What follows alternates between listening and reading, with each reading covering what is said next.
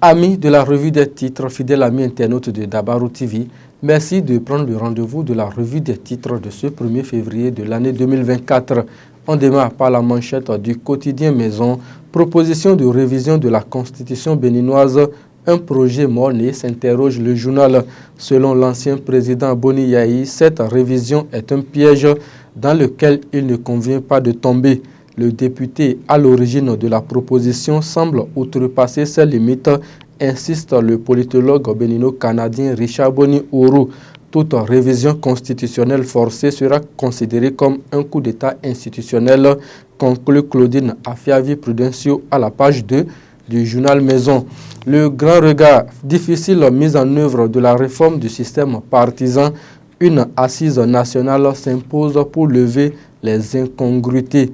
Les rencontres perlées éloignent du consensus, ajoute le journal Le Grand Regard. Débat autour de la révision de la Constitution, Claudine Afiavi-Prudencio peine à approuver la démarche de Talon. Du Coin Info nous donne à lire ce matin contre la nouvelle révision de la Constitution. Boni Yayi rappelle à Talon et ses alliés la priorité de leur mairie de Ouida. Le journal nous informe que le secrétaire exécutif Afizou Mamansani a déposé le tablier. Le Béninois libéré manque d'intelligence anti-révisionniste.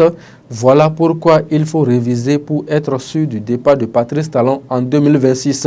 Il y a une erreur de syntaxe qui peut être utilisée à tout moment pour un troisième mandat, renchérit le journal.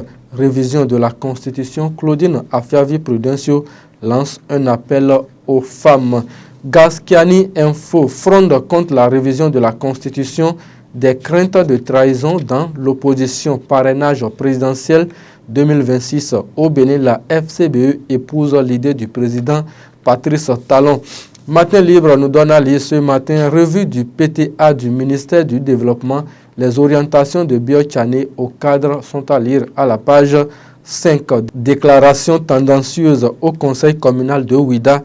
L'arrêté qui confirme la clairvoyance du préfet Jean-Claude Kodia est à lire à la page 2 du journal de Sidikou. Karimou, le matinal à présent, mairie de Ouida, le secrétaire exécutif Afizou Mamansani démissionne. Élection générale de 2026, la FCBE pour une modification approfondie du code électoral. Peut-on lire dans les colonnes du journal, notamment à la page 7. Fraternité nous donne à lire ce matin, promesse devant les militants et sympathisants du parti Les Démocrates. Boni Yayi.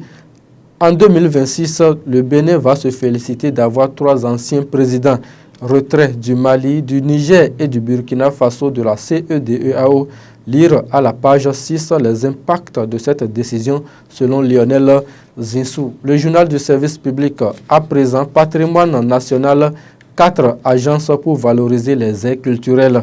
À la page 8 et 9, le journal nous propose le quotidien des arbitres à la CAN Côte d'Ivoire 2023 à travers une immersion. L'hebdomadaire satirique Le Déchaîné du jeudi nous donne à lire cette semaine vision contre révision, peut-on lire à la page 4. FCBE, l'allégorie de la chauve-souris. Kouché veut se mettre debout selon le DDJ de ce 1er février 2024. Les autres titres du quotidien Maison pour mettre un thème à cette revue des titres. Pour les services rendus et son parcours inspirant, Mohamed Nasser Bako, nommé chevalier dans l'Ordre national du Bénin. Session ordinaire du Conseil communal de Niki, le plan de développement communal 4e génération, validé, nous informe le journal. Université de Parakou, la Fondation Vallée inaugure une nouvelle bibliothèque, Kaeb, faculté de médecine. Jeudi 1er février de l'année 2024, mesdames et messieurs, comme vous l'avez constaté, c'est la fin de cette revue des titres. Merci de nous avoir suivis. Chérif Din Kora était à la réalisation. Retrouvez un autre numéro demain matin. D'ici là, portez-vous bien.